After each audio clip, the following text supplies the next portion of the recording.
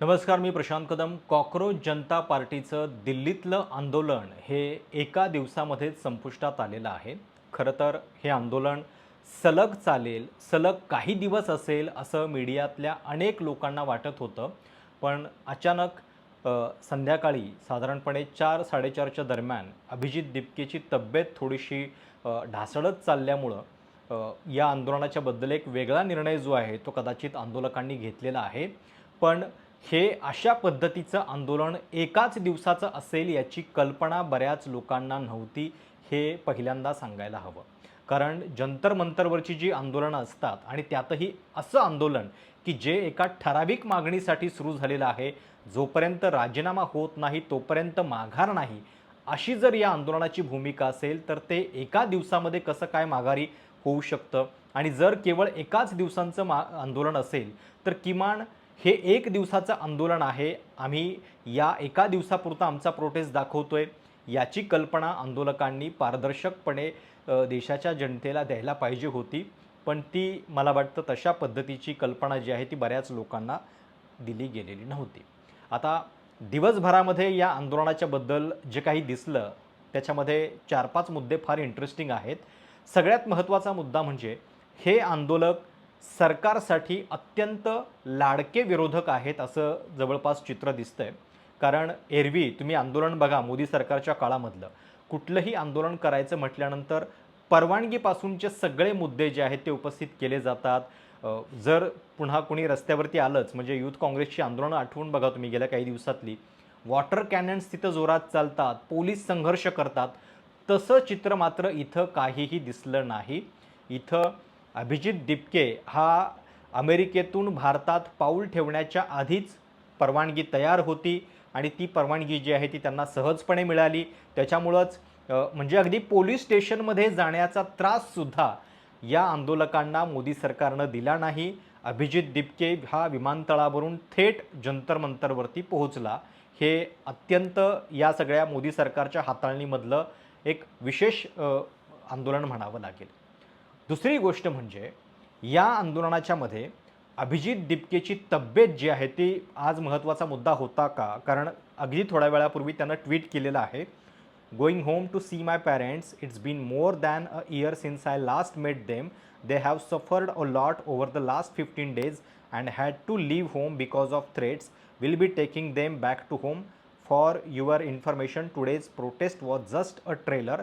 Thank you for showing up in such huge numbers. आता आंदोलनाच्या मध्ये अभिजित दिपके हा स्वतःच्या आईवडिलांचा मुद्दा इथं उपस्थित करतोय आणि तो असं सांगतोय की त्यांनी फार सहन केलेलं आहे आणि माझी गेल्या काही दिवसांपासून तब्येत जी आहे ती सुद्धा बरी नाही आहे वगैरे वगैरे. खरं तर कुठल्याही आंदोलनामध्ये आपण घरच्यांची पर्वा न करता त्या कॉजसाठी आंदोलन करत असतो. पण इथं अभिजित हा आपल्या घरच्यांचा थोडासा इमोशनल पद्धतीनं वापर या सगळ्यामध्ये करतोय का? आणि आंदोलन मागे घेण्यासाठीचं हे कारण दाखवलं जातंय का घरच्यांना पुढे करून? हा प्रश्न जो आहे तो कोणालाही लगेच पडेल. आता त्यांना असं म्हटलेलं आहे की हा तर फक्त एक ट्रेलर होता, पण लवकरच या सगळ्या संदर्भातली झलक जी आहे ती आपण दाखवू असं कदाचित ते आंदोलक ठरवत आहेत. पण ती झलक म्हणजे पुढची झलक नेमकी पुढचा मेन चित्रपट जो आहे तो नेमका कधी येणार याच्याबद्दलची कुठलीही क्लॅरिटी देण्यात आलेली नाही आहे.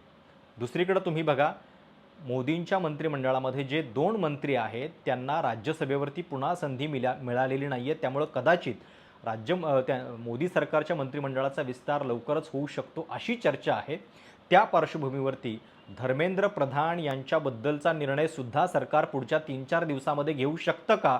आणि मग कदाचित सरकारच्या डोक्यात असा काही विचार आहे का की तो राजीनामा झाल्यानंतर क्रेडिट जे आहे ते मुख्य विरोधी पक्षांना, काँग्रेसला मिळू नये, जी इतक्या दिवसांपासून रस्त्यावर आहे, आक्रमकपणे उतरते आहे, राहुल गांधी याच्याबद्दलचे मुद्दे तातडीनं मांडतायत, त्यांना क्रेडिट न मिळता या आंदोलनाला ते क्रेडिट देण्यासाठीच मोदी सरकारनं अतिशय चलाखीनं या आंदोलनाचा वापर केला का?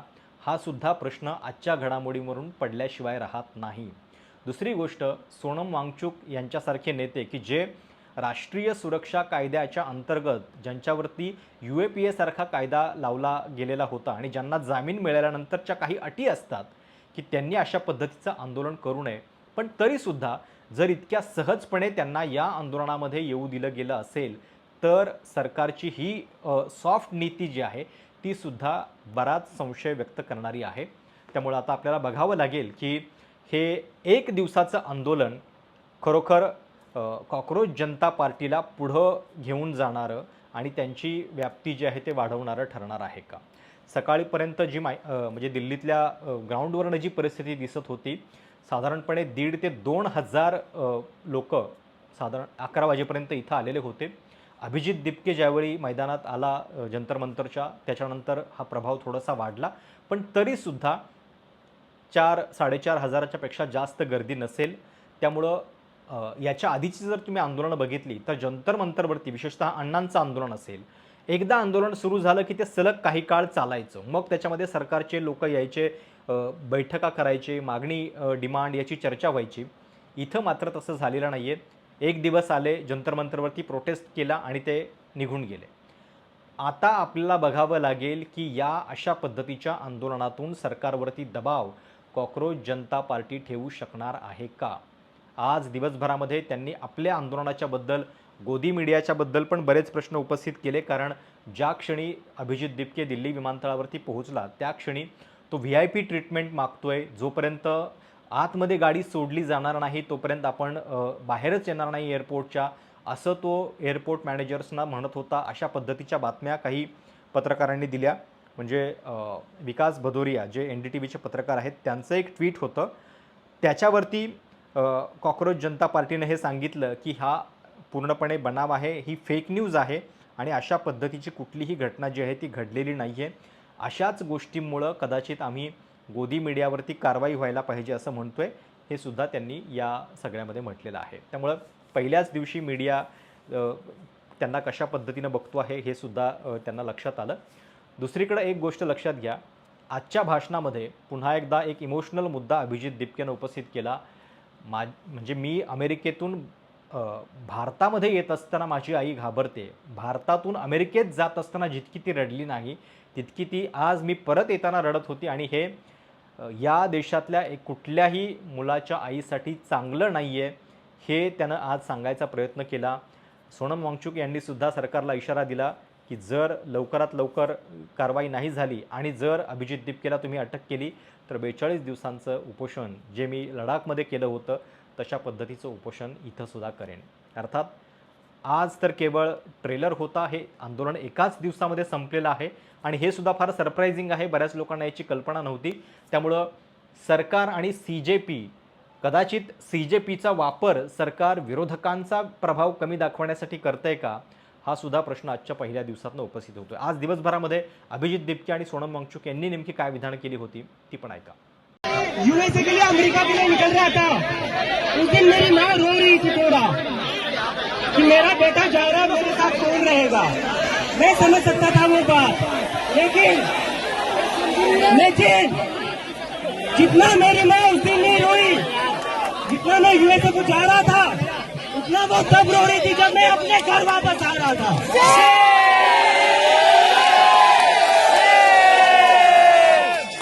पिछले 2-3 दिन से मेरी माँ और मेरी सिस्टर रो रहे थे कि तू वापस चला जाएगा तो तुझे ये लोग अंदर डाल देंगे.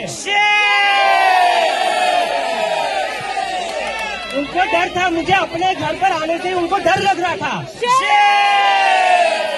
ये डर मेरी माँ का अकेले का डर नहीं है. इस देश में जो भी बच्चा, जो भी स्टूडेंट, जो भी युवा पॉलिटिक्स के ऊपर बोलेगा, इस सरकार के खिलाफ बोलेगा, उस पर उसकी माँ को डर लगता है कि मेरे बेटे को ये कहीं अंदर न डाले. कब तक हम ऐसे डर में जिएंगे?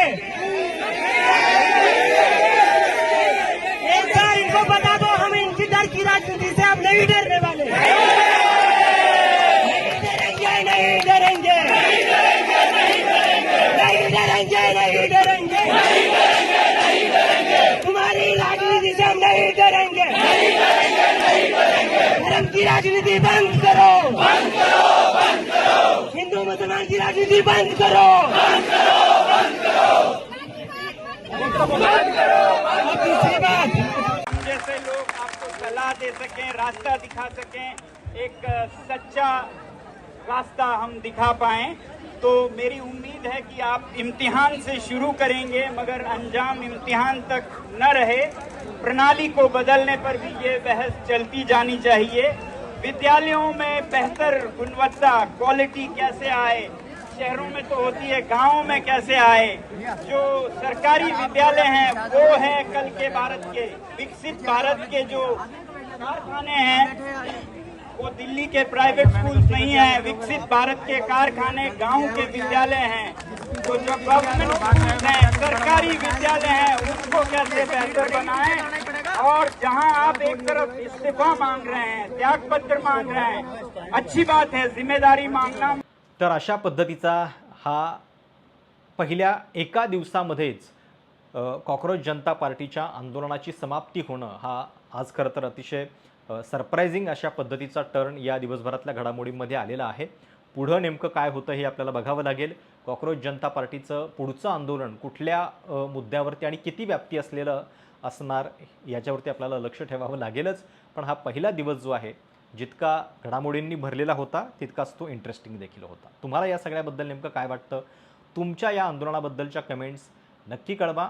आणि तुम्हाला असं वाटलं होतं का की आंदोलन एकाच दिवसात संपेल? तुमच्या प्रतिक्रिया देखील नक्की कळवा. धन्यवाद.